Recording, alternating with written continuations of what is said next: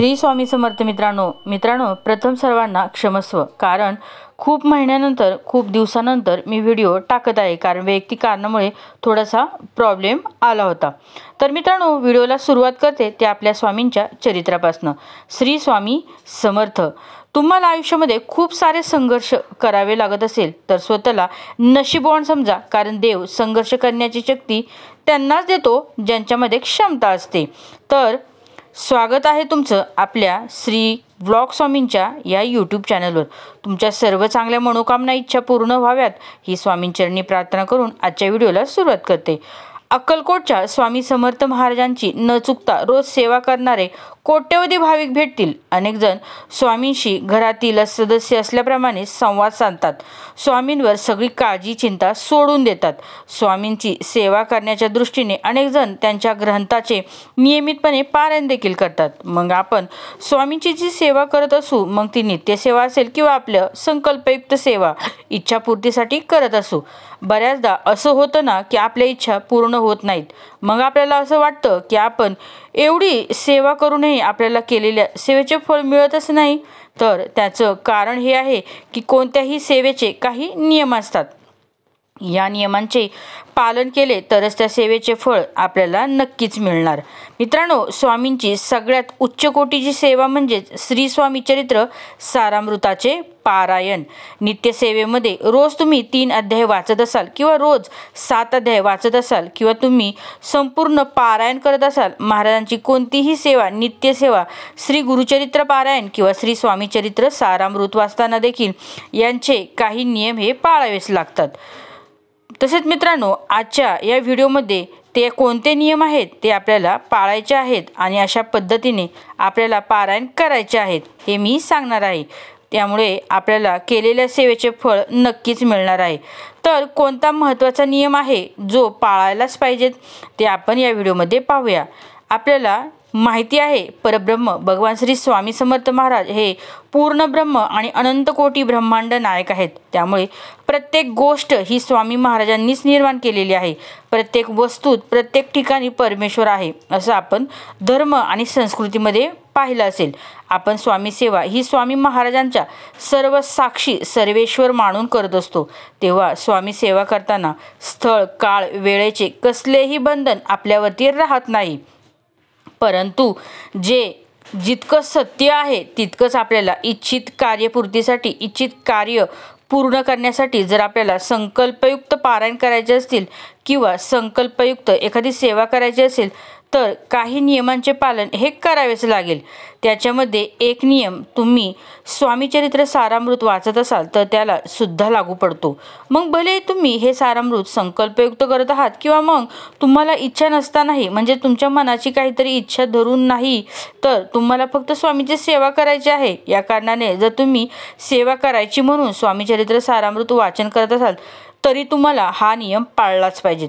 तर पहा, आपल्या महाराष्ट्रातील प्रत्येक घरांमध्ये, ज्या घरामध्ये स्वामीचरित्र पारायण केलं जातं त्या प्रत्येक घरामध्ये हा नियम पाळलाच पाहिजे।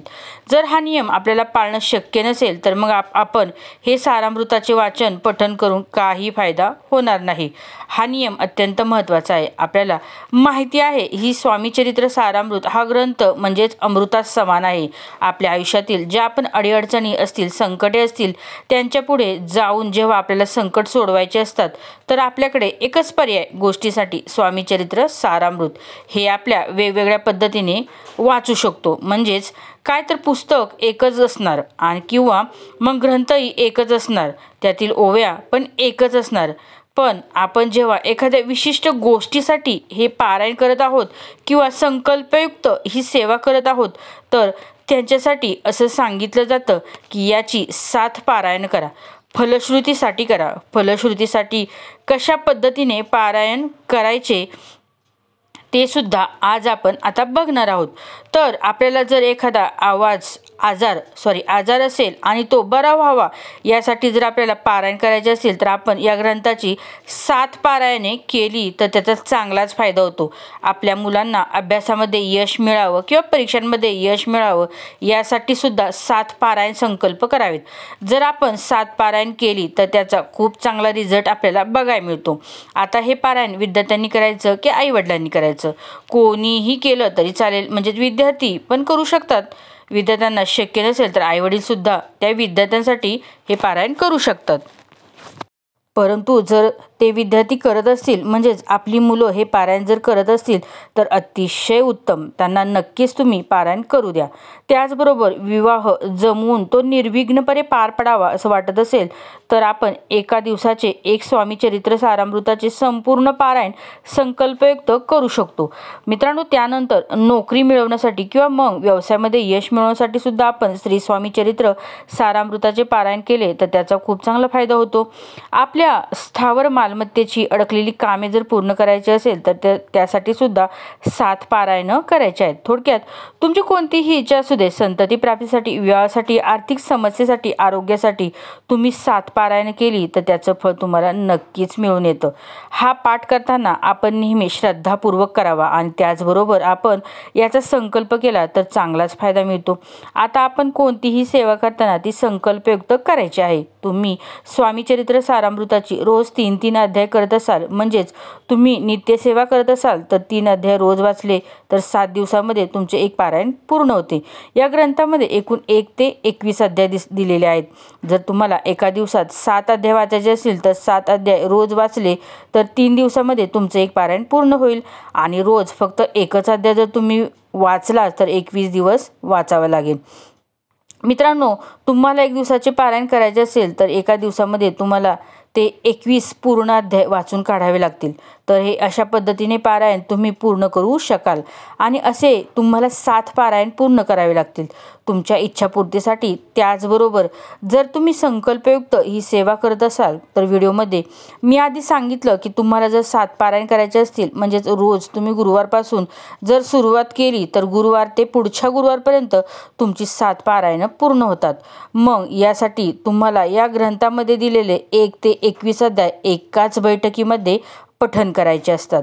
पण त्याआधी तुम्हाला संकल्प करायचा आहे. संकल्प तुमच्या इच्छापूर्तीसाठी किंवा तुम्ही स्वामींसाठीही सेवा करत असाल तर ते देखील संकल्प करा.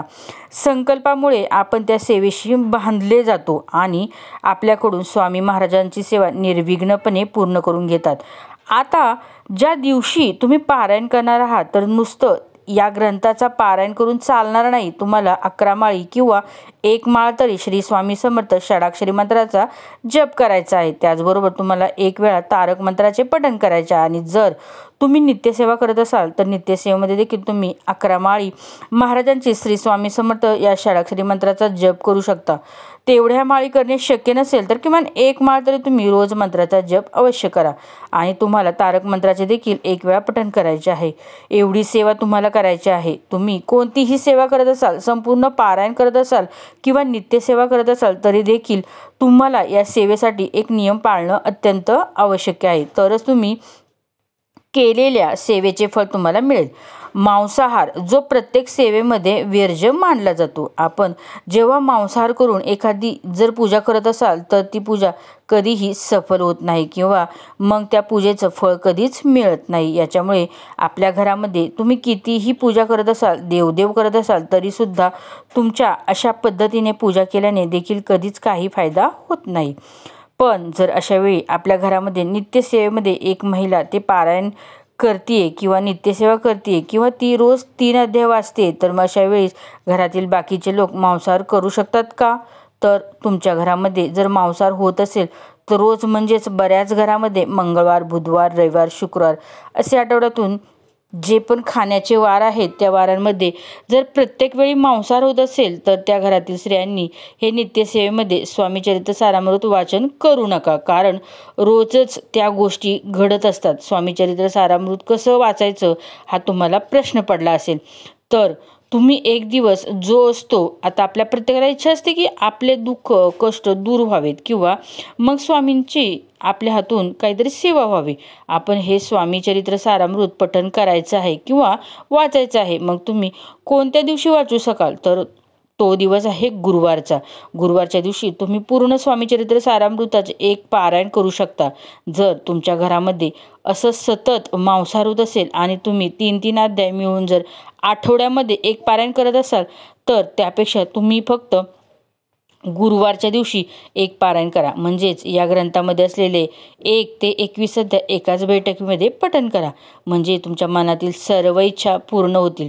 तुम्हाला पारायण करायचे आहे, परंतु आपल्या घरामध्ये मांसाहार पण होता कामा नये. मग अशा वेळी तुम्ही गुरुवारच्या दिवशी घरामध्ये मांसाहार न करता, म्हणजेच घरामध्ये बाकीचे लोक खात असतील, तुम्ही खात नसाल तरीसुद्धा त्या दिवशी म्हणजेच गुरुवारच्या दिवशी तुम्ही श्री स्वामी चरित्र सारामृताचे पारायण घरात करत आहात, त्या दिवशी तुमच्या घरातील लोकांना खाऊ देऊ नका किंवा त्यांना मांसाहार पूर्णतः वर्ज्य करायला सांगा.